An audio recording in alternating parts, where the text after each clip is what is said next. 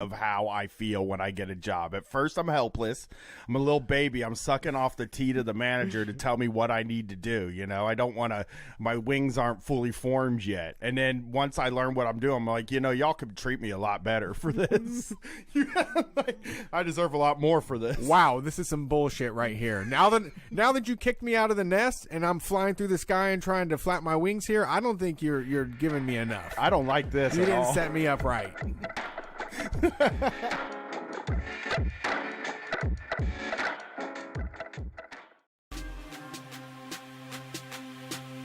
Before we commence expelling this ghost from this location, before we save Jake from the lock, I will light the ceremonial herb that will give us the sight, that will give us the power we need to set Jake free. My Twitter's not working out here. Let's see if you can get a ghost. Go ahead and try. See. I summon the ghost into ghostly ghostness. Come the fuck out if you're a real ghost. Now. Demand it. This is how we fucking hunt ghosts. And as we've pointed out, and as we've said, there are no ghosts. So this is where the ghost lives, from what we know. And he's not home. Let me see, let me try this. Jake, you may overtake my body. I accept you into my heart and soul. Please, if you are here, take control of me. Use me as a vessel. Gross. Nothing. Yeah, no ghosts. So I guess the lesson of Beaver Creek is there's no such thing as a ghost. There's no God, and the Bible is a lie. Off to Helltown to find out what the government's up to in the middle of fucking nowhere, Ohio. Hell yeah, bumping out here. Can I get some of this safety herb in my lungs, please? And thank you, are welcome here. Jake, you can't have any because they drug test. Yeah, if you go to work, man, you're gonna get drug tested. Jake, you son of a bitch! You get out here! Hey, Jake! Ain't coming. He ain't coming because he's afraid of me, Brian Quinby from Street Fight Radio. Brett, would you like a shot at Jake? Yeah. I just fell in a hole. That was Jake. That was all Jake. I think we found the ghost. Jake won't let you see your mention. He's like, don't look at your phone while you're at work, motherfucker.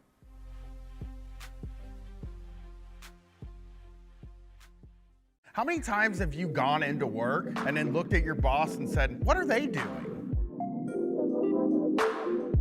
You ever think about the levels at a job, Brett? Of course, the people on the very bottom. What do?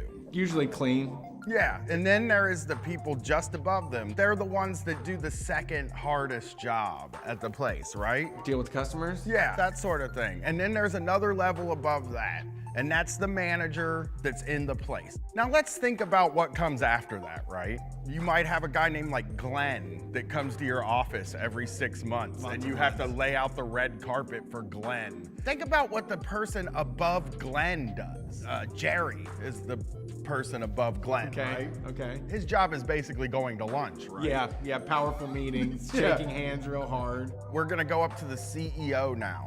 The people that sit around a table and who knows what they're doing? Nobody knows what they talk about. Playing cards. What connection does that person have to what you do and what the customer gets? It just seems like you could really chop like 5 or 6 levels off of any job and the company would still run perfectly. Think about your job. Now imagine your manager isn't there. How much smoother would your day run? I mean, how many of you work a job where you don't even know who the fucking CEO is of the company? That means they're absolutely useless. They're parasites. They're on the top, getting most of the money, sending their kids to private school,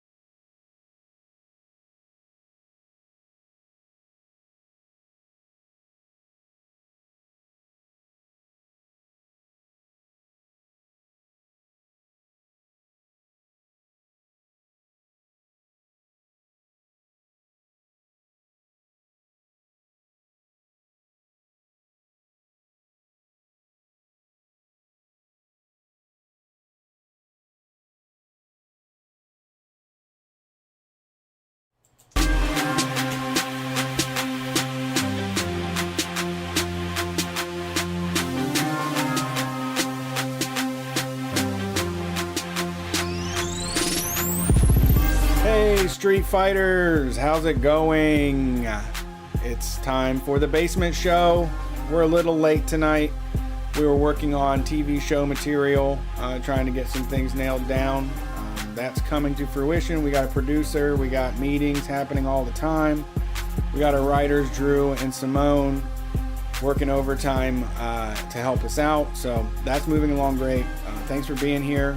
This is the basement show. Brian and I just talking shit about the world like we did 10 years ago when we started this thing. I did get my first COVID vax today, so we're one step closer to getting back on the road. I'm sure it'll be it'll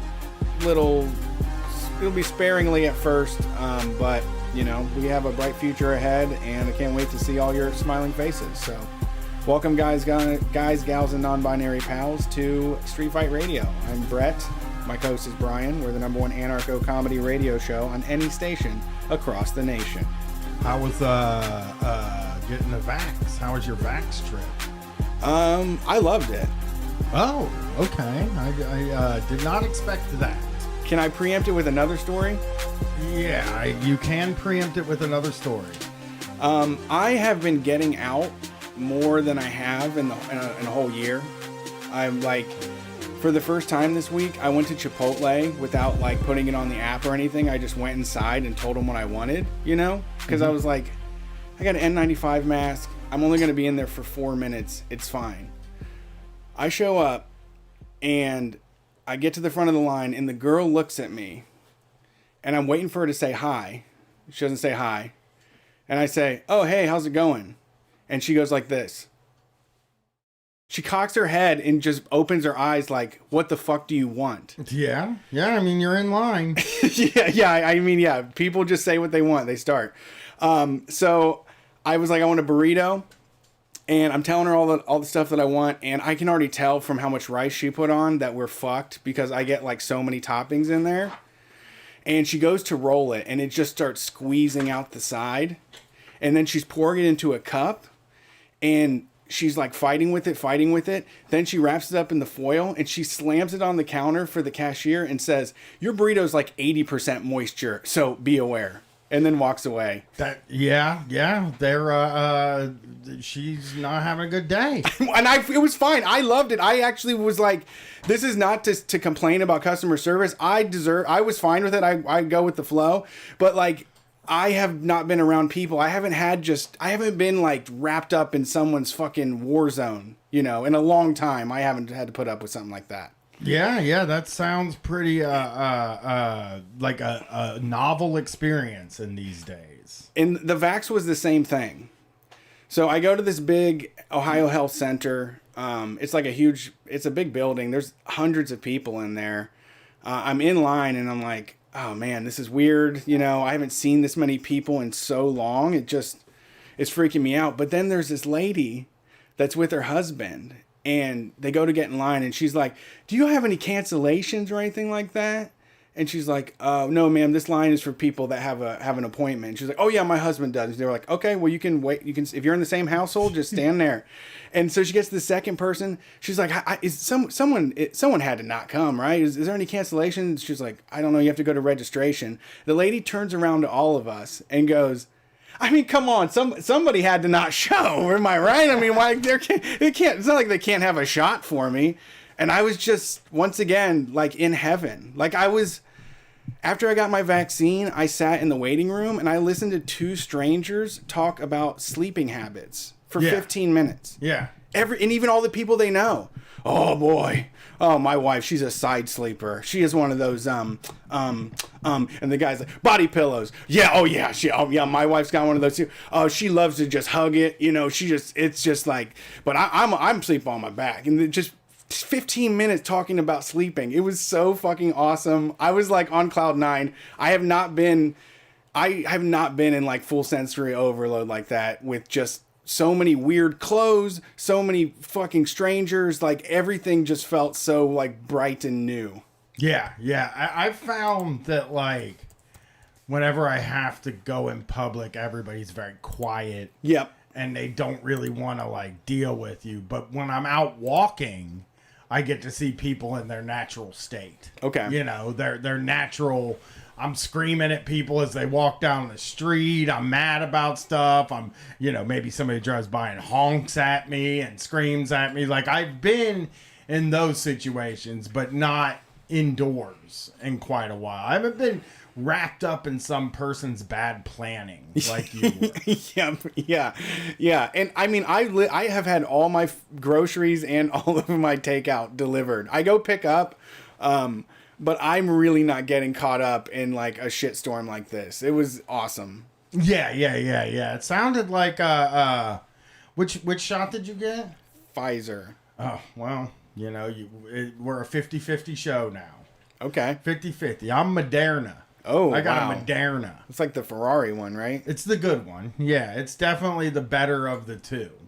Yeah, I've been Googling a lot of, hey, how effective is just the first shot stuff? Because I'm getting weak, man. I'm too close. I'm too close. The finish line is almost there. Yeah. Yeah, I mean, I'll be vaccinated on the 19th. 2 weeks after the 19th, I am 95% protected, Well, that's fine, yeah. But now is not the time to be slipping. And I'm 80% protected now. Okay. That's nothing to shake your tail at or whatever people say. Yeah, people say that all Turn the time. your nose up at, I guess, is the thing. Yeah, so, yeah. I also didn't affect me at all, so maybe that's a plus of the Pfizer. No sore arm? No. Seems like you're fine then. Maybe tomorrow because mine wasn't sore the first day. Okay. It was the second day when I started to have sore arm, and I tried to sleep on it, and it just wasn't happening. But it's even not that bad. It's not like I need to go to the hospital type pain. It's more like, I lifted things too much pain, Right. which sucks. Nobody likes that. But Unless you're a weightlifter. Yeah. If you're a weightlifter, you probably dig it. Yeah. But it's so cool to be getting them now. It's like, yes, we're finally getting there. I've been waiting for this goddamn vaccine. I've been reading a lot of like news stories now from epidemiologists that are like, well, don't get too excited just yet. But I just keep going like this. Hey, if I got a 95% protection, I'm willing to take more risks than I have over the past year. Right. I think I'm fine taking that risk. That's a calculated risk I'll take. When it was like, seemed like 100% chance you were going to get it if you went anywhere, I did not want to take that risk. Yep. Right. That was one I was out of. But I do feel like once I'm fully vaccinated, I've gone through the waiting period, I'll probably take some risks, I think. That just seems fine. I bought tickets to races already. Yeah? Yeah. I mean, that's outside. Yeah, true. So. That's true. It's a risk, but it's not a risk. That's true. Yeah, I'm not going to see a movie until 2022, probably. Yeah, there's one out I really want to see, and it's driving me fucking crazy, but then they announced that it was going to be on demand on the 16th. Okay, good way to celebrate April, and Shot I'm like, Day. I'll wait then. I'll wait until April 16th or 19th. It's not the 19th because the 19th is a Monday. That's the day I get my next shot.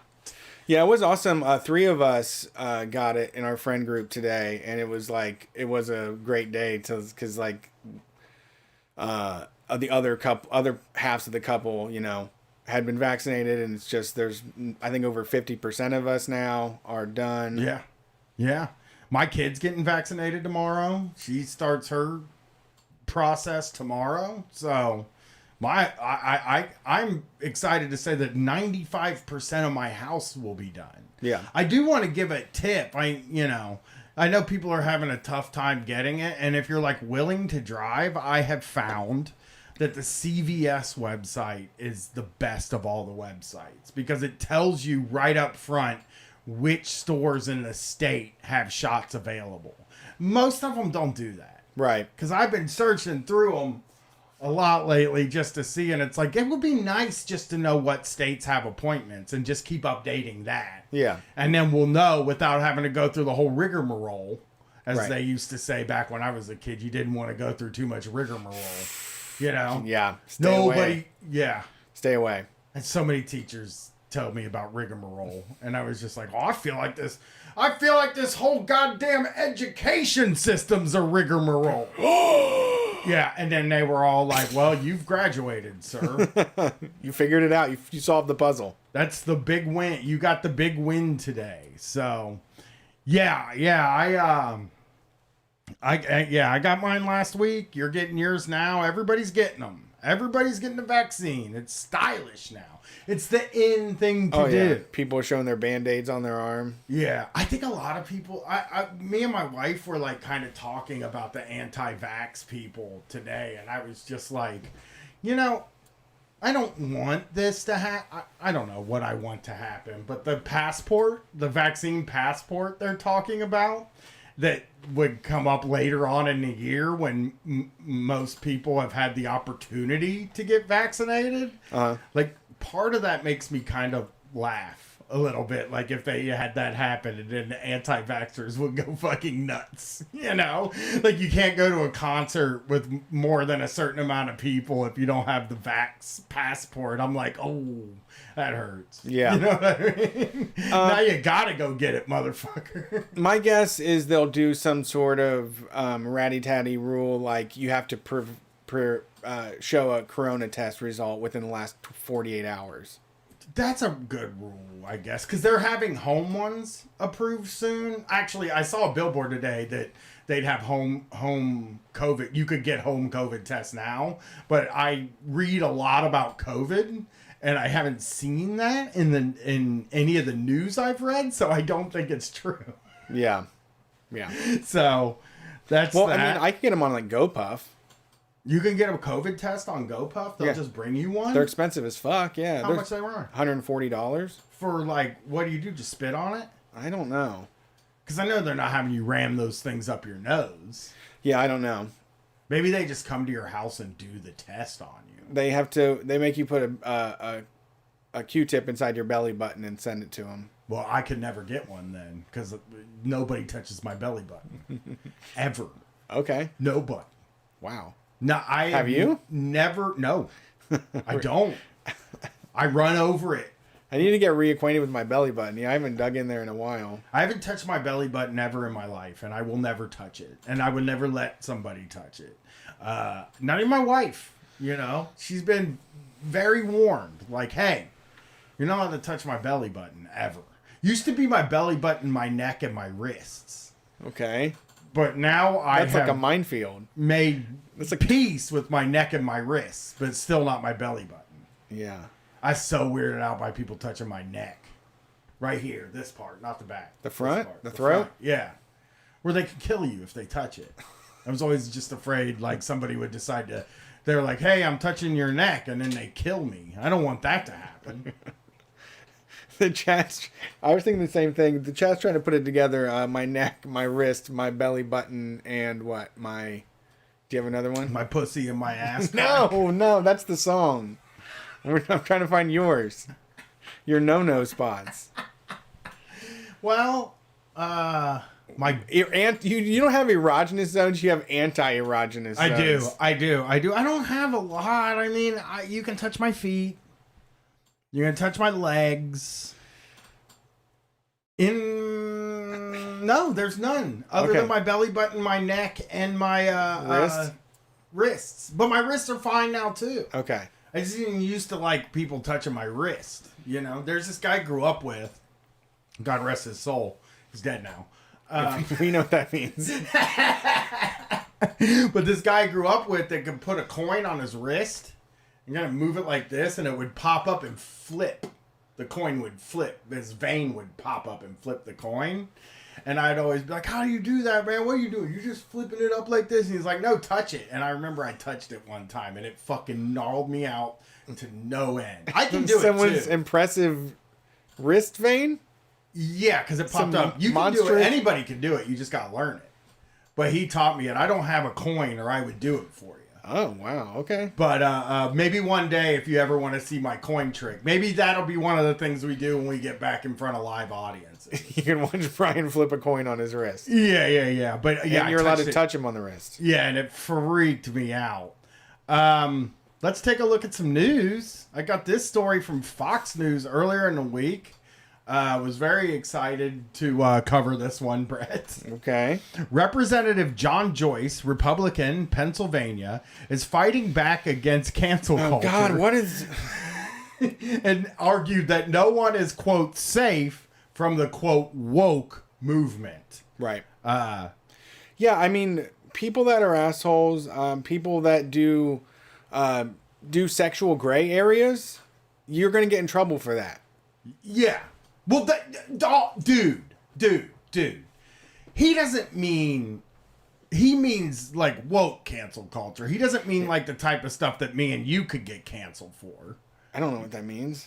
The type of stuff that we could get canceled for? I don't know. Anti-America stuff. Okay. KJB chants, stuff like that. Like, we could get canceled by them, and it wouldn't even fucking matter. They wouldn't even fucking care. Right. You know what I mean?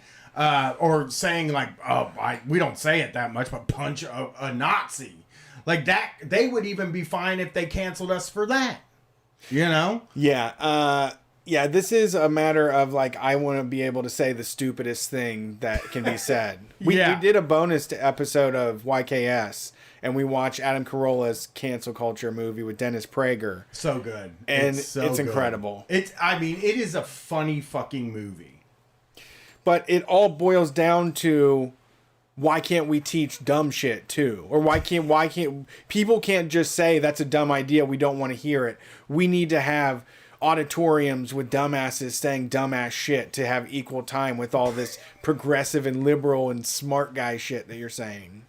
The Pennsylvania lawmaker is introducing the Guarding Readers, Independence, and Choice Act. That is the Grinch Act. Why? Well, it is by the Republicans. And where'd the "and" come from? Is it the "and"? Guarding Readers, Independence, and...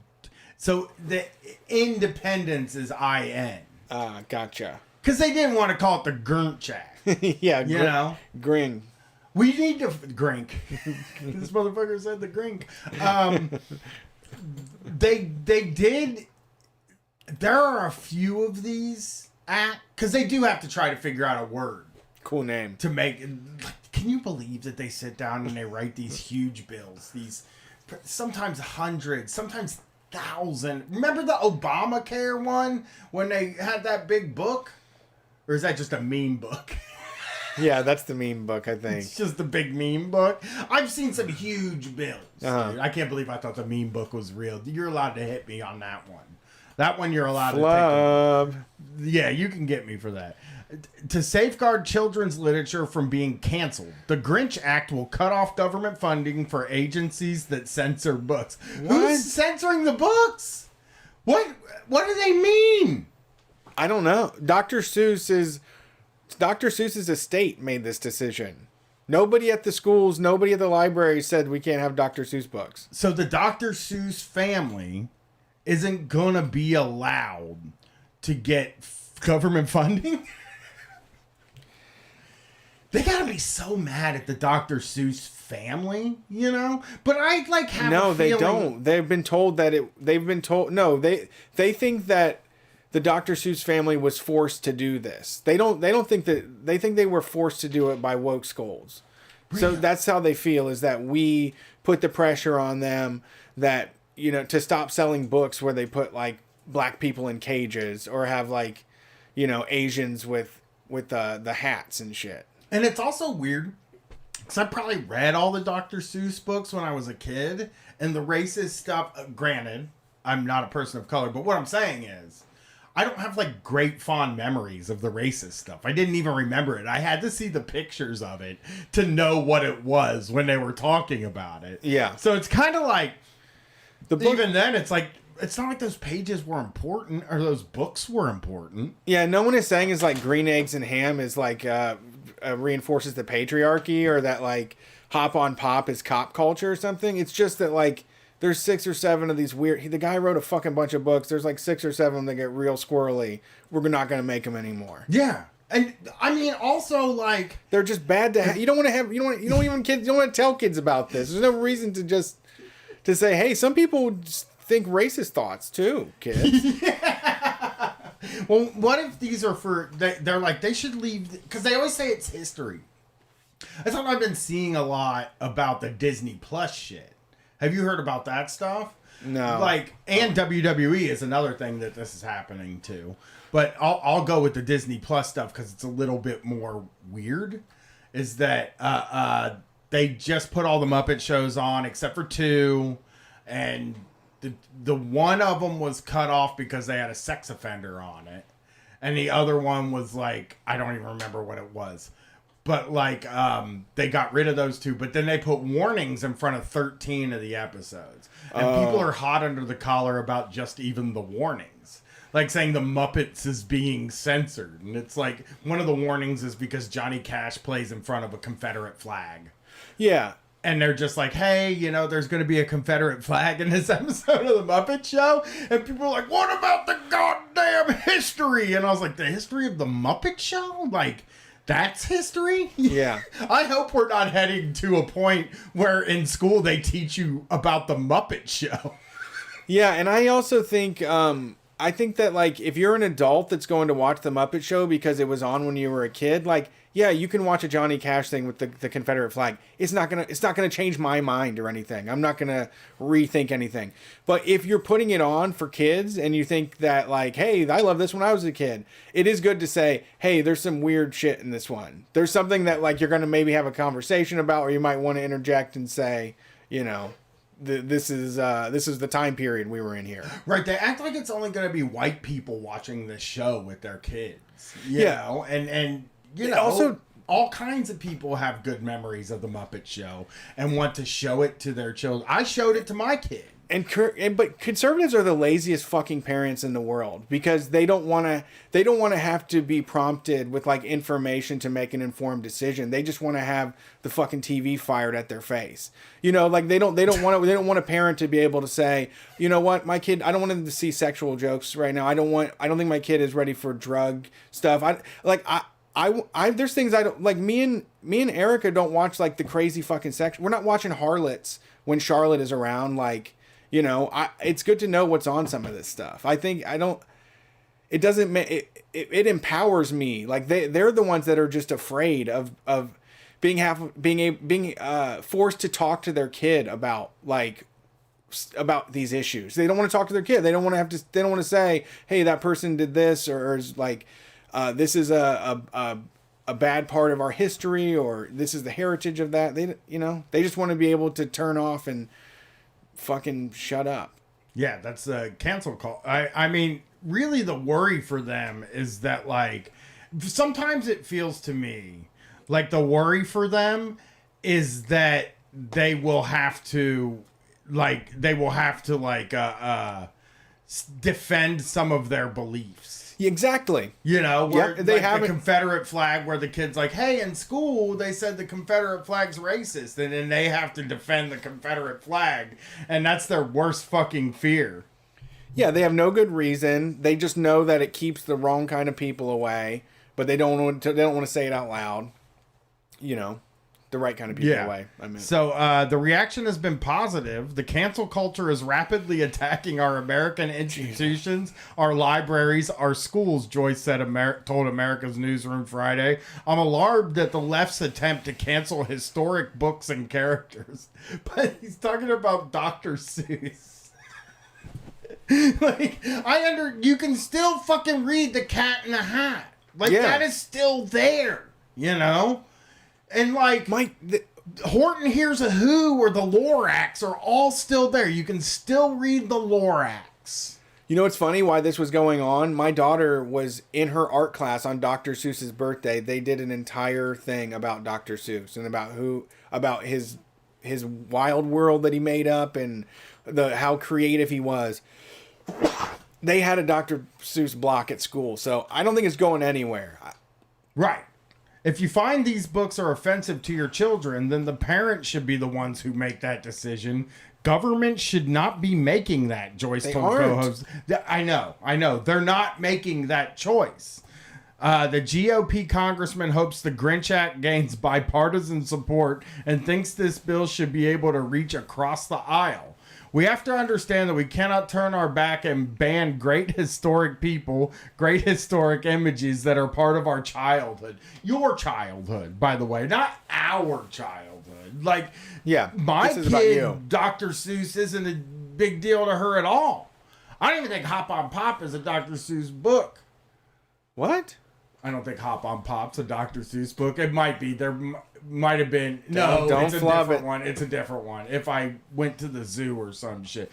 But I just don't think that, like, I read Hop on Pop to my kid, but, like, she didn't even care about it, you know? Kids now look at Disney princess stuff or like, whatever other stuff they're into. That's what my kid was into. But Dr. Seuss isn't like, that's your shit. That's your historical stuff. That's your childhood. That's my childhood.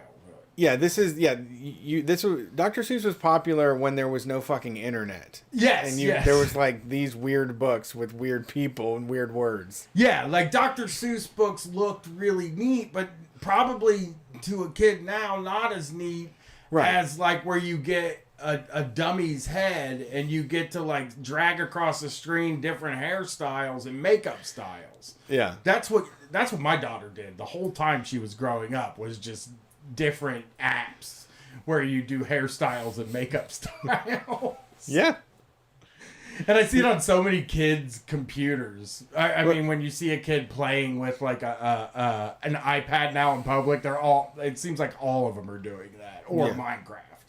You know? Yeah, I mean, you still have to read to them every day, and I've had plenty of Dr. Seuss in the rotation. I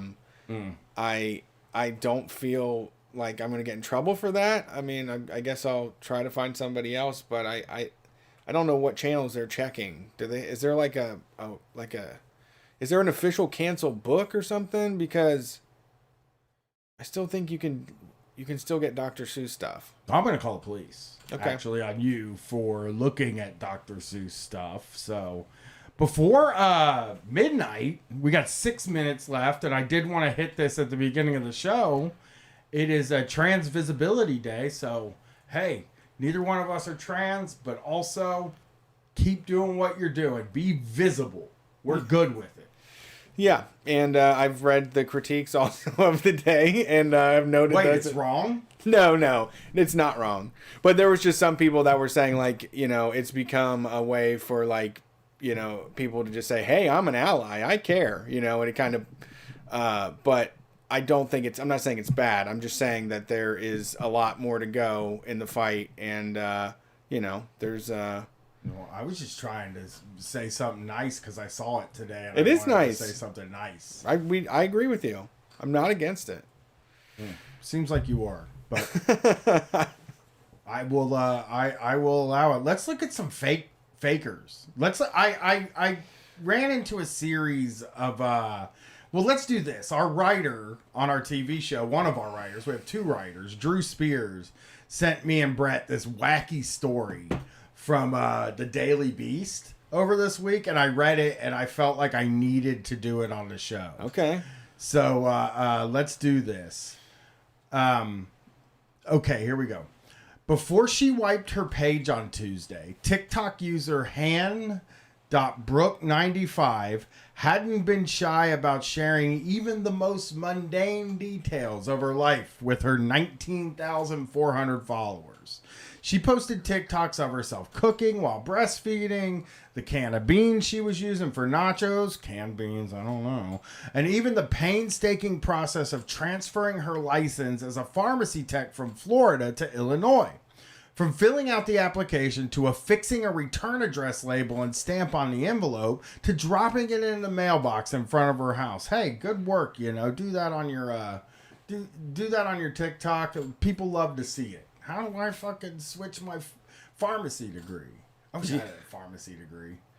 Yeah, also people love to see a can of refried beans get opened. Yeah. That makes me excited. Oh, really? Yeah, I'd love to see it. I'd love to give me a chip. I'll dip right in. Yeah. Okay.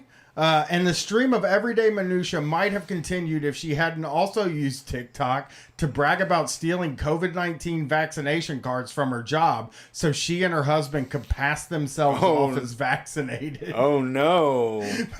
I work at a... I actually saw one of these. What? The TikTok? Yeah, I saw a TikTok where someone stitched somebody else and yelled at them because a nurse was like, made this video where it was like a drug dealer voice that was like, she was like, comes around the corner, it's like, hey, you got the stuff? And she has like sunglasses on, and then she looks and she's like, yeah. And then hands it over, and it has a little, it's like just a bunch of documents, but it had a little text box on it that said fake vaccine card. Yeah. And this person was a nurse. Okay, yeah. I mean, that's bad. I work at a pharmacy and grabbed blank ones for me and my hubby, she wrote in the comments of another user's TikTok about fake vaccination cards. Don't tell on yourself, man. Don't post that. Social media, you be on there, don't tell on yourself. Don't say the illegal stuff you're doing. Just don't say I do it too, but I'm going to get in trouble for it. No, don't say you stole from work. No, yeah, never. You know, that's like the thing is like, you got to be fucking somewhat smart about what you share on social media. You can share that you smoked weed, but don't say I stole from work, right, especially in such a charged environment as these vaccines. Like, even if you said, like, I steal a pack of Gobstoppers every day from my job, it probably wouldn't get you in trouble. People wouldn't really care. But you know that the conversation around the vaccine, whether you're pro or anti, is very charged. This isn't going to be a secret. Yeah. People are going to notice that. Yeah, like I said, the one I saw, someone stitched the video. So I saw the video I explained. Somebody else goes next to it, and they were just like, oh, hell no, somebody needs to blah, blah, blah, just saying, fuck you, this and that, calling them names. And it was a reaction, and it's like, yeah, I think 100,000 people have seen this now or more, so you're fucked.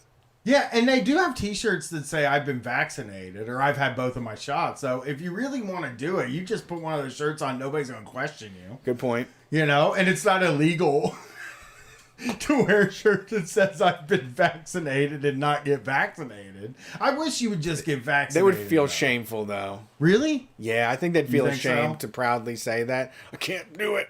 These goddamn fascists are making us take their public medicine. I think that, like, the people that are against it are excited to be against it. Oh, they love it. You know? That's what I think. Like, I think that the people who are anti-vax and are not getting this vaccine cannot fucking wait to tell you that they're not getting it and why you should never get any vaccines and why your kids shouldn't get vaccines. Yeah. You know, I posted about my daughter getting a vaccine last week, and this vegan, somebody said it's some vegan TikTok mom, quote tweeted me and called me an abuser for getting my kid the vaccine. Wow. And sending her to public school instead of homeschooling her. And I'm like, well, I guess you got me there. Yeah, I am having her poked with a needle. That hurts, but what do you want me to do, you know? It didn't take long for fellow users Becca Walker and Savannah Sparks to zoom in on that return address label and match the name and address to public records for Hannah Brooke Hutchinson, 25, who is registered as a pharmacy tech in Illinois. Sparks then reported her to the same Illinois Board of Pharmacy that had just granted her license. The Illinois Board of Pharmacy told Daily Beast it does not comment on investigations. I'm pretty sure you're not supposed to steal from your job. Well, that's, you know. And I'm pretty sure you're not supposed to steal blank vaccination papers for COVID-19 to falsify information and claim that you and your husband were vaccinated when in actuality you were not, Walker said in a TikTok she's posted to call her out. Yeah. Also, don't fuck with Zoomers either. You're fucking with people that are like trained to zoom in, see if they can find anything in the like Zoomers. You know, you might have pulled this off on even Facebook. You know? Yeah. But it's not happening on fucking TikTok, dude. People catch your ass on TikTok. Hutchison did not respond to multiple phone calls and texts sent to numbers associated with her and her boyfriend. But after Walker and Sparks posted TikToks about her, Hutchinson wiped her TikTok and deleted her Instagram and Facebook accounts. The Daily Beast, however, was able to review the zoomed-in image and independently confirm Hutchinson's details, including her pharmacy technician license through public records. Oh, no. Just before she wiped TikTok, she posted, "Stop hating on me. I don't care what any of you think. I did what is best for my husband and I." Which Also, another thing that bugs me about this is pharmacists can get the vaccine first. In December, they were able to get the goddamn vaccine. Right. They don't want it. Doing what? Yeah. No, they don't want it. They're just like, they're fuck right. it, you know? Hours later, she posted another TikTok claiming to be a 16-year-old girl in the UK doing an experiment for her dad, who is a filmmaker. Beautiful. Beautiful dismount. Beautiful dismount. And I finally have pushed the boundaries of what is acceptable art, and the hatred and vitriol that has come at me, I must reveal that this has all been a ruse. My dad, who's a filmmaker, who makes great, who made me these address labels and these fake vax cards. Like my friend's dad, my dad, who is a filmmaker, gave me all of these props. None of this is real. This character isn't real. We have a budget for scrubs. I'm 16. I'm a 16-year-old UK teen. I'm doing I love social experiment. When somebody says, like, I'm doing a social experiment. Because you know what happened with this? Is this woman got home and or found this on TikTok, and then her and her husband had to stupidly sit on a couch and come up with the best lie. What the fuck are we gonna do? What the fuck are we gonna do? This is the worst lie ever told. You know? It's about as bad as I got abducted from work and dropped in the desert. But the TikToks went back a year, tracked with her husband's Facebook page, which has also been deleted, where she appeared to be a mom in her 20s. Oh, no, sloppy work here, folks. You gotta plan ahead to pull a grift like this. You gotta be a good liar at least, you know? Yeah. Since Monday, Walker and Sparks have posted more than a half a dozen TikTok videos calling out healthcare workers who've talked online about forging or attempting to forge vaccine cards. That's who must have seen. And they say other users have sent them dozens more tips that they haven't been able to verify. Oh, that's so weird. I know there were so many I remember that early reports in Ohio was like healthcare or senior citizen care people do not want to get the vaccine. Like, we don't know what to do. Only 60% of people of healthcare workers want to get it, you know? Right. Under Hutchinson's original comment about pinching blank cards, Texas nurse Courtney Long wrote, "Can I pay you to ship a couple to me?" Followed by a crying laughing emoji. Sparks was able to identify Long through the Instagram profile Long included on her TikTok, where she talked about being a nurse, and a linked Facebook profile under the name Courtney Renee Long, where she also talked about being a nurse. The Texas Board of Nursing website identifies that Courtney Renee Long is a licensed practical nurse. "Is this you, Miss LPN?" Sparks said in a TikTok she made calling out Long. "Ah, yeah, the Texas Board of Nursing is going to sell all this." I wonder if she was joking.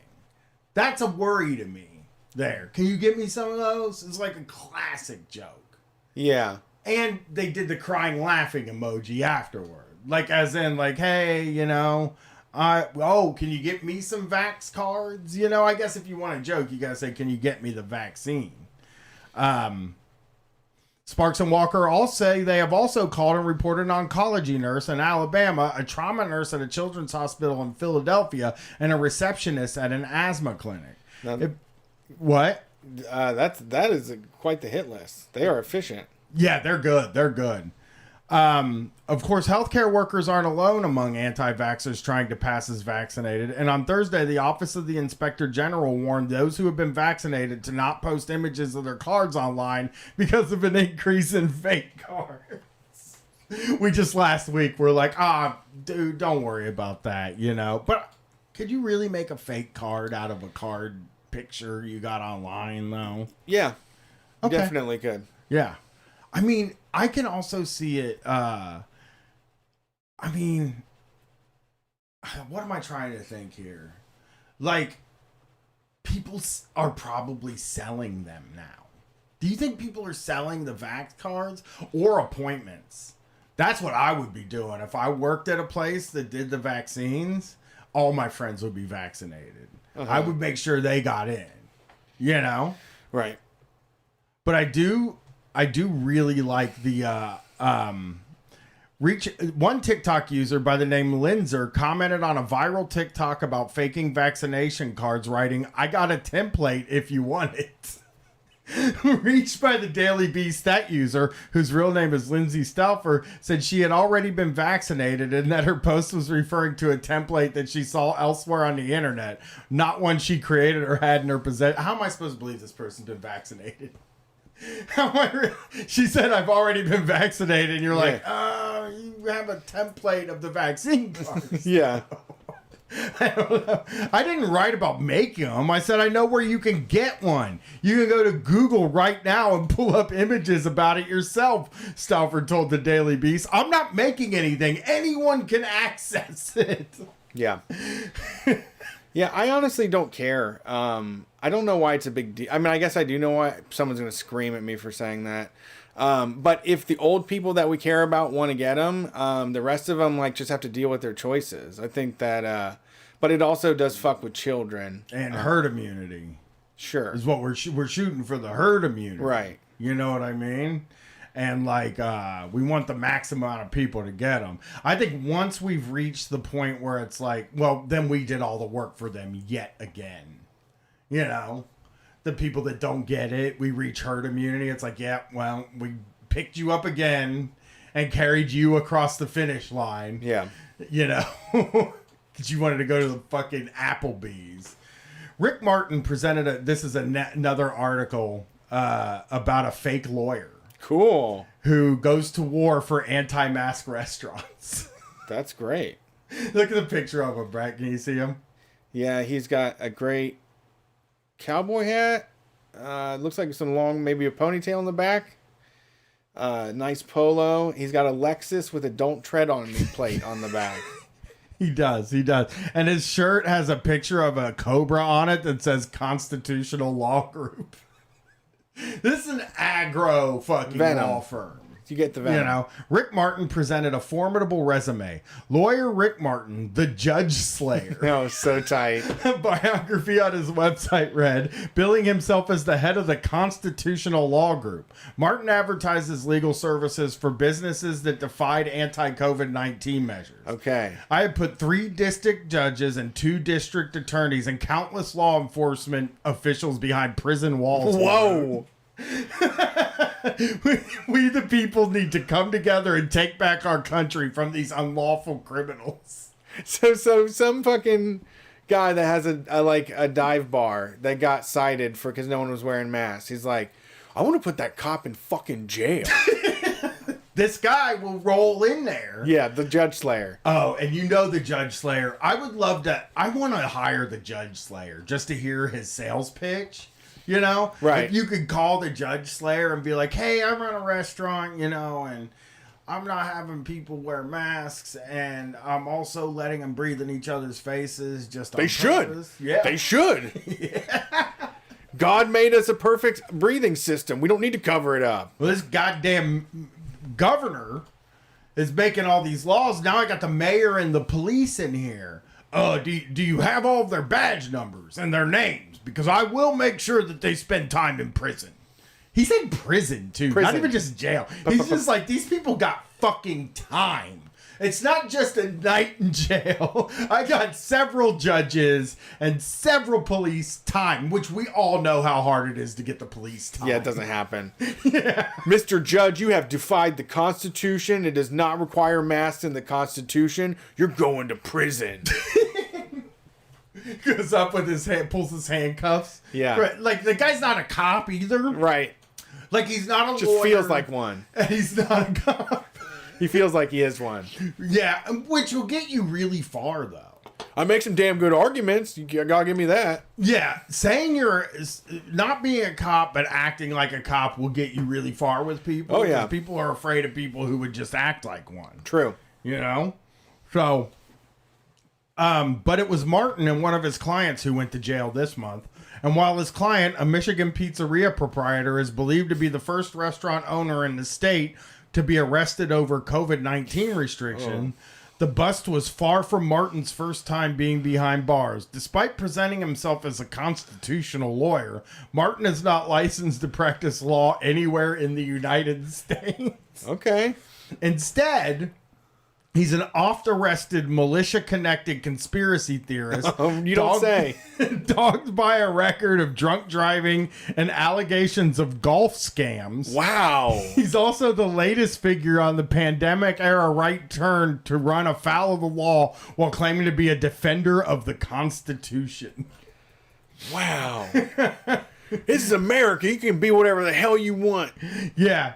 Oh, God, it's so fun. For months, one of Michigan's hottest fronts in the COVID culture war was Marlena's Bistro and Pizzeria, a small restaurant in the city of Holland that refused to comply with rules on masks and distancing. Okay. Marlena's, named for her owner, Marlia Pavlos Hackney, stayed open while Michigan temporarily barred in-person dining and continued to operate even after its license was suspended as a result. This person's a firecracker. I mean, I'm not one to be against people breaking laws. Like, it is funny that they were like, we're taking your fucking license. Well, first they were like, you got to wear masks. And they were like, no. Yeah. We're taking your fucking license. Take it. I can still cook pizza. Right. Dude. You know? Yeah. The pizza's still going to get cooked. Whether, like, you can take my license. Paper won't stop that. A piece of paper isn't going to stop me from making the pizza. Nothing can stop me from making pizzas for my customers. As the battle with Michigan raged, and Pavlos Hackney was featured on Tucker Carlson's Fox News show, a sign in a restaurant window offered a stern warning to the government. Oh, here we go. We love stern warnings to the government. Beat them at their own game. Notice to all government officials, it read, you are in violation of your oath of office by trespassing unlawfully on the property of this business establishment and committing an act of domestic terrorism under Section 802 of the Patriot Act. That's prison, baby. That's prison time. That's Guantanamo for your ass. Yeah, Patriot Act is a big one.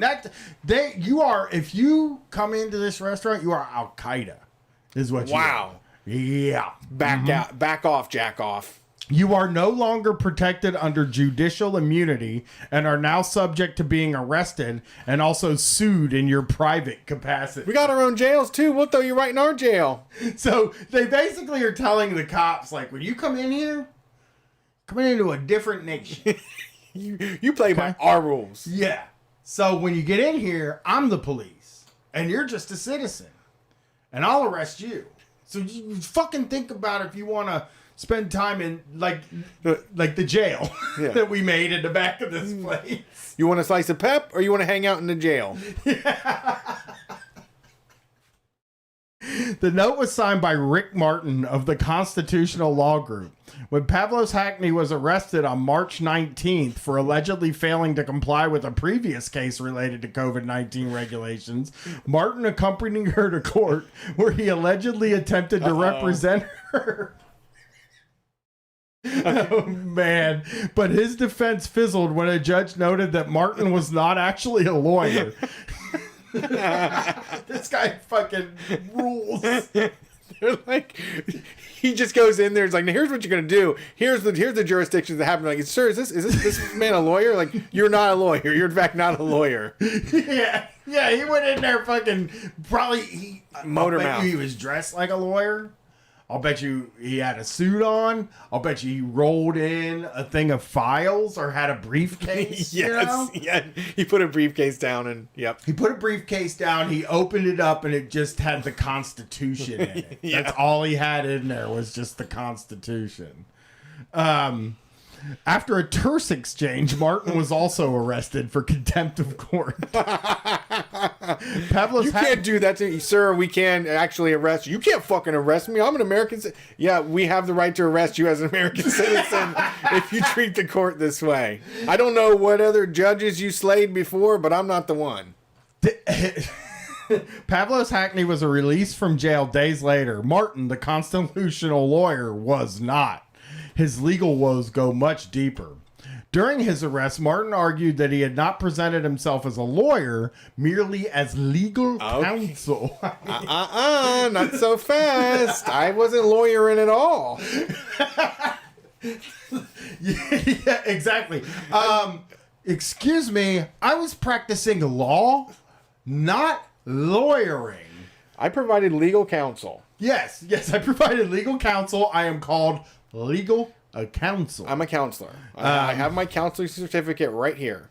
But his biography on his pair of near identical websites, Constitutional Law Group and Rick Martin Lawyer, suggests otherwise. It says in the fine print. People don't read the fine print. This motherfucker said I'm not a lawyer. And you go to his webpage, it says Rick Martin Lawyer. Hi, I'm Rick Martin, lawyer of the Constitutional Law Group. I'm actually just do legal counsel. Yes. I do legal counsel. Do you need legal counsel? I'm your man. Do you need a lawyer? Also your man, but don't tell anybody. I am a lawyer. I can't be paid to be one, though. I can just provide legal counsel. I can't be paid to be legal counsel. I cannot be paid to be a lawyer. It is true that Martin does not claim to be an accredited lawyer. In fact, he alleges on his website attorneys who pass the bar exam, or as he erroneously calls it, the BAR, might be corrupt. I am not a BAR attorney whose first duty is the court, he writes. Okay. I studied elsewhere. Studied laws you don't never understand. Ancient wisdoms of the founding fathers. Well, are you telling me, look here, practicing law and being a judge, you have to interpret the thoughts of the founding fathers. I feel like this guy probably has some kind of an understanding. Yeah. I think he's done amount of research. This goddamn shit has gone far. This has gone far left of what Thomas Jefferson would have said. I'm against it. It's right here. It's the Constitution. That's the whole government. Nothing else. It is true that Martin does not. Oh yeah, he's the BAR that Martin references is a conspiracy theory. Popular in, you guessed it, sovereign citizen circles. The theory falsely alleges that the bar, an exam that lawyers must pass, actually stands for British Accreditation Registry, a shadowy and non-existent organization. You're a barrister. You're not a lawyer. I need to let maybe I'll tell my brother that he's not a real lawyer, or that he signed up at the British. That's probably feeling pretty bad. I wonder what the bar does stand for. I don't know what the bar stands for. So that's not American? Is that what that's like colonial ass British shit? That's not American? Yeah, that's some old British shit. What? Yeah. What? America, this is America. Anybody can practice law. I practice the law of the land. Practice the law in my house. I'm practicing law every day. Natural law? Yeah, common sense. The term bar in bar association or bar exam refers to being able to move freely in the area where judges, lawyers, and court workers do all of their work. The bar exam is the test one. So it's a bar. It literally means bar. This guy thinks that it means British accreditation agent. Or bar like what? Like a post or like bar? They're like, you're not barred from moving around the areas of the court. Gotcha. I think. I don't know for sure. The Constitutional Law Group, or CLG, takes those pseudo-legal claims to the next level. The group purports to offer assistance to people and businesses fighting anti-COVID measures. Few lawyers staff its ranks. Instead, the firm, such as it is, offers law advisors whose qualifications include Master Mason, Oracle, and controversial international entrepreneur. As well as constitutional doctors and constitutional pastors. So that's who they have working there. It seems like they got some kind of a crew set up there. Yeah, I would love to see like the switchboard at his office just like lighting up like, hi, Rick Martin lawyer. Yes, we're very busy today. He's out slaying another judge. What's your problem? Rick, we have a sandwich shop. And the cops are in there busting the place up. They're saying that they're not aligned with American values anymore. They're brutalizing them, Rick. You gotta save them. And people all day are just calling. Sir, get the Oracle on the phone. Yes. Can you get? I need to speak to a constitutional pastor. That is true too. That's kind of neat. That's like a good way to deflect too, where you're just like, hey, this isn't just Rick Martin. This ain't just my show. I got a team of people, okay? I can solve what you need. Tell me your problem. I have an answer. I have a constitutional pastor that will get you right together with God and the government, one together. I would love to sit down with this constitutional pastor just to know what a constitutional pastor is, because I'm trying to parse it in my brain, like what it actually is. Jesus, like America is a religion, or like Christianity in line with the Constitution. I guess it would be Christianity. So this is a Christian that works in line with the Constitution, and this is the pastor. So he's like a level up from just regular Christian. Oh, also, right? You know? Also, if a church is getting together, like Pastor Jeff Locke, the guy we've done before, he was pushing the limits and getting shut down. So this could be somebody that knows the law of like what churches can get away with, what religious protections are, so that you can keep having 1,000 people come to church on Sunday for your televangelist event. The only issue I have with that idea, Brett, is that would mean that he knows about law. Yeah, I would say that's too well thought out. I know.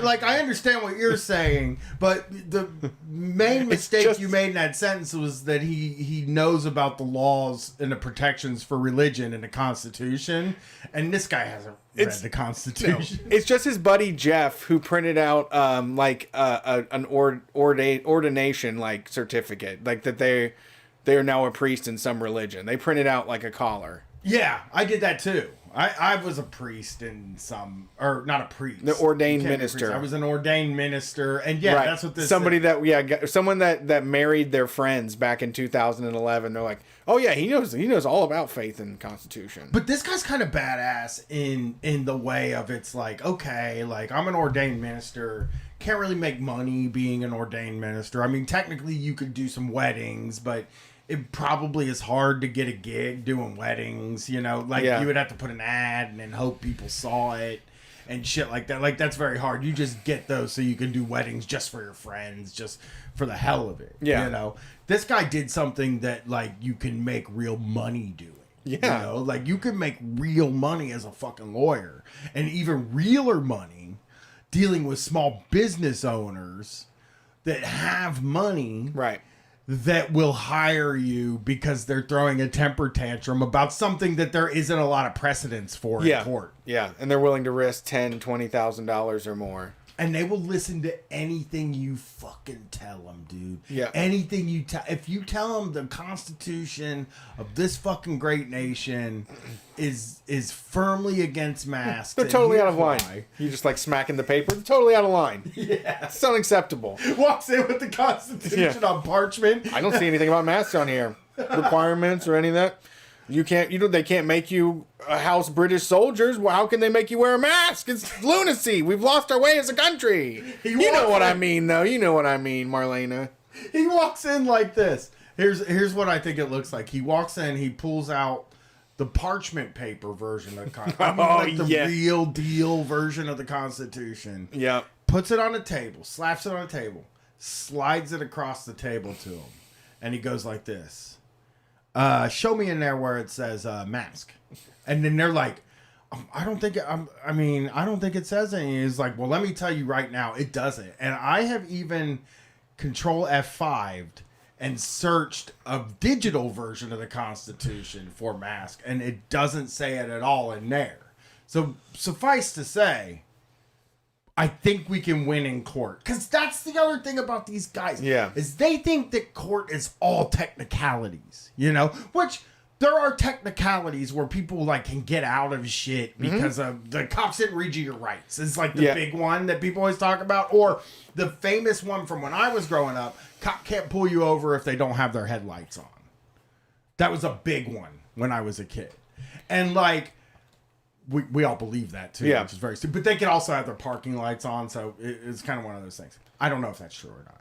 But like, that they think that that's like all of law. That like a lawyer's job is if you kill somebody to like figure out a way that all the evidence is inadmissible in court. Yeah. On like a technicality, like where it's like, the husband is not allowed, the husband is not compelled to hand over the knife if it's one bought by the husband or wife in this relation. Like, that's what they think goes on in court. Yep. You know? Yeah, OCP_CPA pointed this out, and it's true, but they said there are crazy Christians out there who do know the law, like Westboro Baptist Church. They know the law, yeah. And also all of the abortion people, too. We called the police on them when I was doing escort, and they didn't get in trouble. They stood there proudly and were like, please, I would love to have them come down here and discuss the murdering of children that's happening inside. And it's like, nobody can do anything, and they get away with it. Those people get degrees, though. That's it. Yeah. They pass the BAR exam, the British. They go and pass the exam. The thing about the Westboro Baptist people is that they passed exams. Fred Phelps was a kind of a legendary civil rights lawyer back in the day. And he just somehow like fell off and started hating gay people. But he, like, in the 60s, he was like there fighting. I didn't know that. For civil rights shit. Yeah, I can't tell you exactly what he did, but he was a pretty respected civil rights lawyer. So, like, he knew how to practice law. So, and Shirley Phelps, I believe, also went to college and graduated, and I believe could also practice law. And if you know how to practice law and you have your Juris Doctorate and you do the bar exam, that's like a totally different thing from just being like, I'm Rick Martin. I'm Rick Martin. I read the Constitution. Because I don't think he's reading law precedent. No, he just knows bullshit when he sees it. And he knows how to do bullshit. Yeah, he's definitely a bullshit artist. The constitutional law... Not a good one, maybe. Reached for comment, the CLG did not answer specific questions, but offered a statement that read, in part... Are you ready for the statement? Oh, here we go. Out of his own pocket, Martin filed 42 mass tort claims against corrupt governors across the state. And for the love of our country, he has helped countless people in need. Okay. Considering the number of people he has helped, and knowing that you can't please all the people all the time, that cannot take away all the selfless acts he has done and is still doing to restore our great republic. Oh, his heart was in the right place. He was doing it for all of us. He really wanted to win. I swear I really, really, really wanted to win, and I believed I could trick him. I didn't mean to take hundreds of thousands of dollars of money. I wonder if other people really do work for him. Like, now you got me thinking, like, does he really have other people working yeah, for or is he... him? You know, is he like does his like wife answer the phone when he's not home? Yeah. Or like his brother takes care of, does somebody like answer answer the phone number, like gets it forwarded and answers the phone number and then acts like, hey, Rick, whatever is it? Rick Martin Law Consultancy. Hold on 1 second. And he like puts the phone down, gets it back up and says, hello, this is Rick Martin. You know, is he like faking owning a business, or does he really have are these people that work for him just as friends? Yeah, maybe he tosses $50 to if he has to talk to him? I think more than 50. And just because golf scams seems like there's a lot of money there. I don't even know what a golf scam is. I'm hoping know. to see that in this piece. But I feel that maybe I feel like you'd have to have an office unless you were complete maniac, which I guess he is.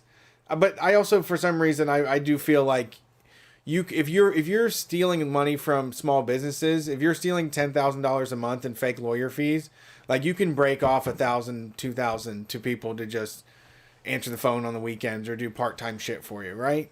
Yeah, and to ask for advice, I guess, like, that's what I was thinking. Yeah. Like, he goes to a pastor and says, like, hey, you know, I need to know the laws around being a pastor, and the pastor is like, Jesus, you know. Like, I'm sure a lot of it is, the group also arranged for an unnamed person to call the Daily Beast from an unlisted number. That person was not immediately able to provide evidence of the tort claims. Martin told the media last summer that he'd filed 3 such claims in Seattle, but none appear in legal records. And both the defendant and the plaintiff in those cases told the Daily Beast that the cases had never become reality. It is unclear whether Martin has obtained a legitimate lawyer in his arrest in Michigan, and attempts to reach him for the story were unsuccessful. Meanwhile, a Friday post on the CLG's Facebook suggested the group was seeking representation. We're looking for a constitutional attorney, the post read. Can be a bar attorney as long as they're constitutional. If you know anyone, please message us. Rick is in need of assistance of counsel. Thank you. Now he's like, hey, if you pass the bar, we'll still accept you, but you still need to be very constitutional. I think it's important for you to be constitutional. What brought us all here today? What gave us this beautiful sunrise in this wonderful land we live on so freely, so proudly? Have you seen this room, this majestic wood that's in this courtroom? I respect this place with all my heart. The Constitution made it. Whatever its current woes, the CLG appears to have made fast alliances on the fringes. On the CLG's website, Martin claims to have started in 1996 as a study group. However, web records suggest the domain names for Rick Martin Lawyer and the CLG were only purchased in May 2020, just as a wave of anti-lockdown protests were sweeping the nation, especially in conspiratorial circles. The group soon hosted events alongside a grab bag of far-right figures. They include Judy Mikovits, the discredited researcher behind the COVID conspiracy video Plandemic, Simone Gold, a hydroxychloroquine promoting doctor who was arrested for allegedly storming the Capitol on January 6th, and former Graham County, Arizona Sheriff Richard Mack, head of the Constitutional Sheriffs and Peace Officers Association. Yeah, I think there's a scene, man. There's just people that you can go around, and if you bullshit enough, and I think you just lie to each other enough and stay away, don't get each other in trouble. Like, I'm always ready to collab, I love this too. The CLG also lists Max CSPOA as a platinum level sponsor and claims that it works very closely with the Constitutional Sheriffs and Peace Officers Association, headed by Sheriff Richard Mack, to provide support, information, resources, and education to every sheriff in America. This is critical because our sheriffs are the supreme defenders of the rights of the citizens in their counties. Partnership with the CSPOA, which counts real sheriffs as members, would be a big deal for an upstart organization like the CLG, but even that sponsorship is fake, Mac told the Daily Beast. Oh, no. We are not sponsors of that. We have nothing to do with that, Mac said. He noted that he'd spoken alongside Martin at an event, but Martin had said little at the time. So he just gets near somebody and he was like, okay, we've worked together. Also, like, I also think it's one of those things where well, they do agree with me. I'm sure they agree with me, right? Yeah, because it says here several times I have had to rebuke him. People have asked me whether they should use his stuff. I tell them no, Max said, adding that he was going to call the CLG and ask them to remove their logo from their website. I'm sorry it's come to this. I just wanted him to do his thing and I'll do mine. So the CSPOA is not Martin's only claim tied to the anti-government right. On Facebook, he repeatedly described himself as a member of the Oath Keepers, a far-right militia leaders, of which are currently facing conspiracy charges for allegedly plotting the January 6th Capitol attack. The Oath Keepers couldn't be reached for comment, but anybody can be a member of that. So, you got to show up to the meetings. You do got to show up. They probably want you at the meeting. They want to have a hierarchy where they can bully people around.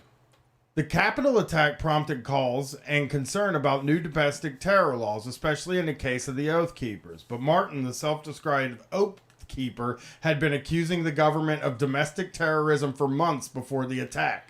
At least 4 restaurants across the country sought his support in fighting anti-COVID measures. Some, like Marlena's in Michigan and Apple Bistro in California, posted the CLG's notices which warned government officials that enforcing COVID restrictions was actually terrorism. Yeah, this is what you want to hear. This is the guy that finally, if someone's speaking your language, every other lawyer you talked to laughed in your face. Said you can't do this. Yeah, but he did it though. Martin also he's the only one. You need legal counsel, not a lawyer. Yeah, he did. That's all it took. Yeah, a lot of these guys Legal are, counsel, not a lawyer. a lot of these sovereign citizens are bullshit dudes, you know? Sure. But this guy fucking went for it. You know, he's testing his theories in court. Yes. You know, a lot of these guys get tased when they do that. This guy just got arrested. Right. For trying. Martin, But he got away with over 100 new fucking tort claims or whatever they said. Yeah, Martin also took on the case of Stag Barbershop in Snohomish, Washington, which famously defied closure orders early in the pandemic.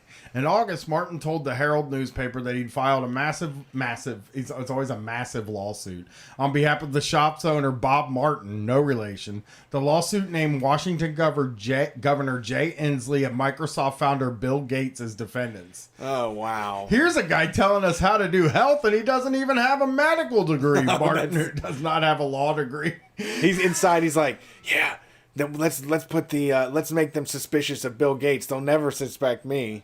They did throw Bill Gates for no reason, and like Bill Gates is also making it so this place can't be open. So yeah. Bob Martin, the barbershop 79-year-old owner, said he'd heard the Seattle case fell through. It cost $1,200 to do that, so he told the Daily Beast. Yeah, that's not really balling. You're just taking people for $1,000. You're just a blowhard that takes people for $1,000. I don't think he's got a crew. Let's find out what a golf Let me slam. see. Is that his pictures of him? Through the years. Oh, his past crimes and alleged golf scams. Yeah, and there's one in here of him having somebody hold his head up for him. That's true. The one from 2016, someone is holding him against the wall. They gotta hold him up so he can stand, I guess. Okay. On the Corporate Golf Association's now defunct webpage, the group claimed to host... Those convictions... So they talk about his drunk driving, which is like kind of like, okay. Those convictions came to the fore in a years-long internet argument that began on a consumer complaint page in 2009. There, people claiming to be jilted clients accused Martin of running a bogus golf group called the Corporate Golf Association. Love it. Hey, I'm Rick Martin. I'm from the CGA. No, not the PGA. We're the CGA. A little smaller outfit, but we do a lot of good work. This guy fucking loves to do scams, man. Who doesn't? I know. This guy is so into scamming people.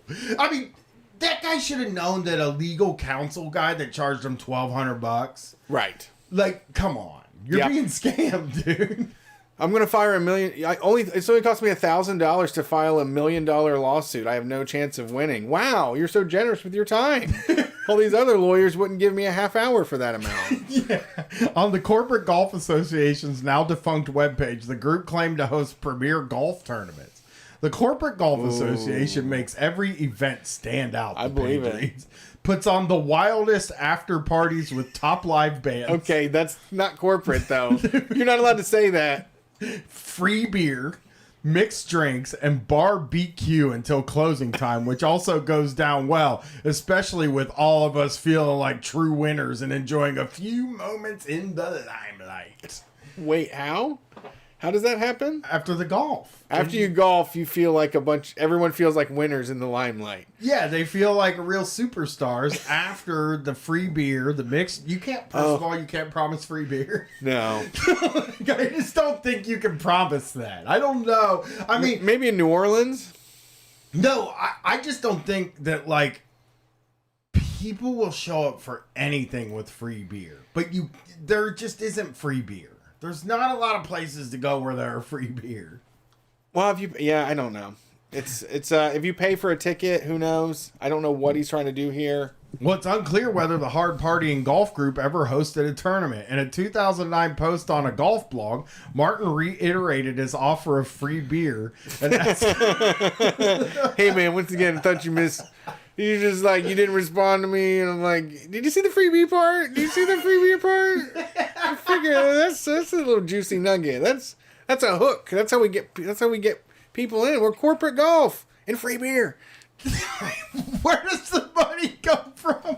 I guess fees? Yeah. Like, where is his money? How is he as a business? Like, seriously, if you're looking at this from the outside and you're like, so how does this guy as a business make money? You charge $400, say that covers your green fee and the after party. Come play.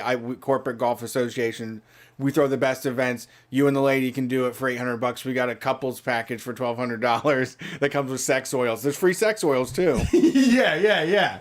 I mean, I just feel like people would look at him like, okay, like, how's this business making money if you're offering like all of this stuff? Yeah, and they asking for $10,000. Oh, for sponsors. Okay, right. So he knows how an event is. He knows how people make money from events, and he just doesn't do the event. Like, if you just went through, you could make this work somehow, possibly. If you just went through with the event and kept repeating it, you would actually have a business.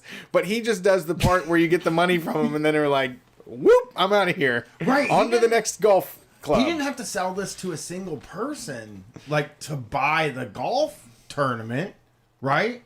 Like, all he had to do was sell this to the sponsors, right? Like, if he's not ever going to put the tournament on, then all he has to do is go to a place and be like, hey, Titleist, I'm fucking doing this big tournament. Yep. I got free beer. I got all this stuff in the world. Yeah. And you can be a sponsor on this tournament for the low price of $10,000. And then they pay the $10,000. They ain't gonna go check and see if you're fucking doing the tournament. You know what I mean? Right. You're trying to get in there for whatever, for the least amount possible for them not to notice. But it is unclear whether the Hard Partying Golf Group ever hosted a tournament. And in 2009, I already said that. On one of his Twitter accounts, he took a more direct approach, asking specific celebrities to golf for him. Okay. At McConaughey, want you to play in a golf tournament in November. Tell how I can inspire you to play, he tweeted at actor Matthew McConaughey in 2013, days after making a similar plea to Paris Hilton. By 2017, Martin was using the account to tweet GoFundMe links while calling himself a retired constitutional lawyer. Oh, I did all my free beer and hard partying, but this old retired constitutional lawyer is hanging up his hat. I've done all this work defending the Constitution. I think I deserve a little bit of money. Yeah. Okay? Martin's former associate, who requested anonymity, said that even in the 1990s, he represented himself as a golf professional as well as a Navy SEAL. Great. He claimed he was friends with Tiger Woods and all the older golf pros, and he helped them with their lessons. Oh, he went that far. Yeah, you mean, you see the way Tiger got out of that sand trap there? Yeah, I taught him that. I taught him that. A little flick of the wrist. He got that from me. You gotta find a fucking guy that's like near the bottom of the standard. Yeah, I would just say, Jackie Sparling? Yeah, You don't remember? Oh, no, he was huge, though. He was real big. He was a contender. I taught him. Yeah, he played in a few opens. He came in fifth in some of the opens. Yeah, he was a midfield guy, but just had a lot of passion and really technical skill that I taught him is what got him there. He just didn't have the talent. He had all the skill. I gave him all of my skill, and he didn't have any fucking lick of talent. Just the most unbelievable lies. The CLG email statement alluded to Martin serving in the Special Forces. Love it. But the group did not return question about which branch he had served and when.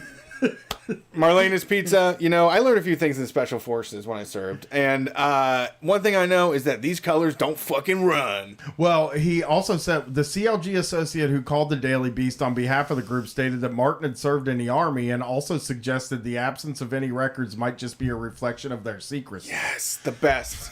Airtight lie. I mean, you can't look me up. I mean, I don't care if your dad works for the government. He's in the Army right now.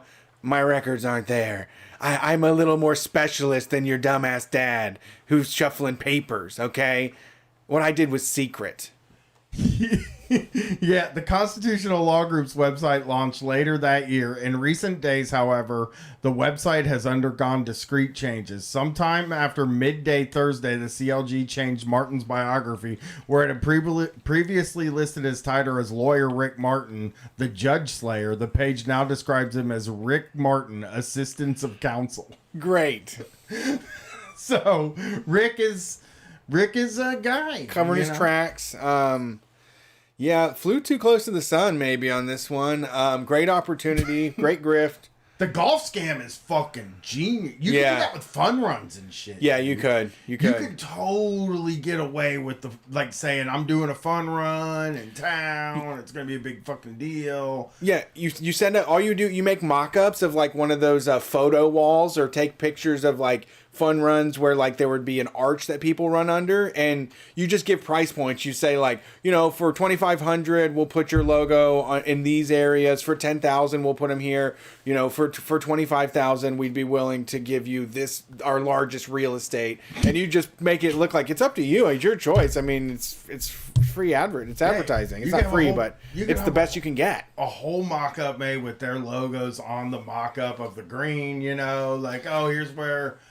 The booze golf cart's gonna come by. We'll put like your beers on the booze golf cart. No, you don't even have to bring them all. I'll actually just come and pick them up from you. How does this sound?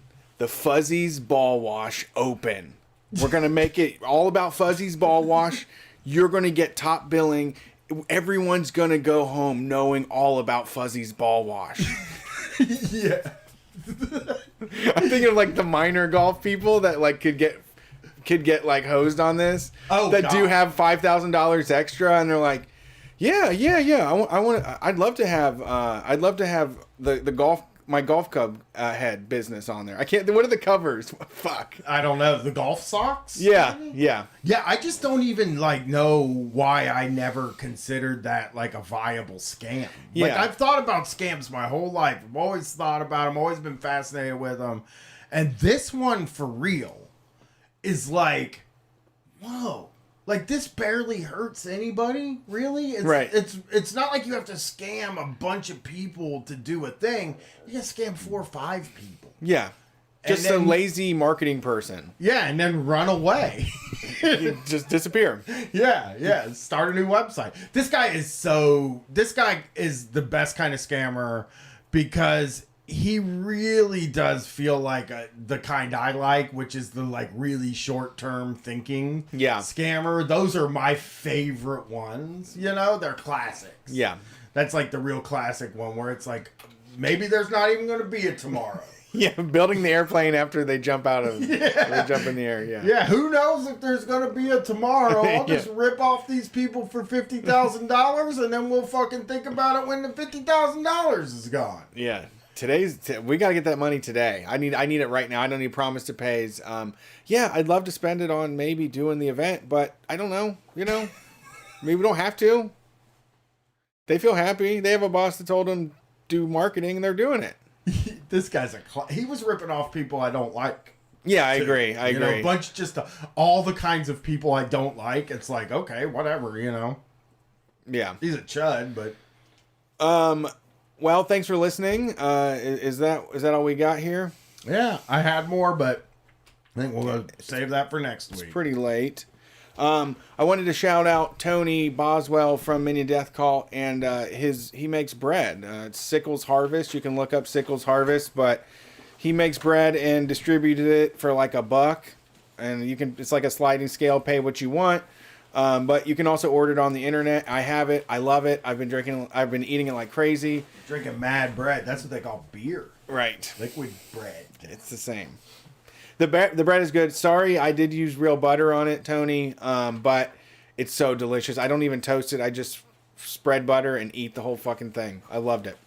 And also, he got Brian a Peter Steele blanket with his ding-a-ling hanging out. Yeah, the Playgirl photo drawn by Mob Shitty. Yeah. On Instagram, he does Sharpie things. He drew the Playgirl picture and then made a blanket out of it, and now I have a blanket with Peter Steele and his huge hot dong on it. It's great. Yeah. Thank you. Listen to Mini Death Cult. Great show. For more Facebook comment section battles. We will be back not this Sunday. It's Easter, so we got family stuff, and we're taking it off. So no call-in show this week.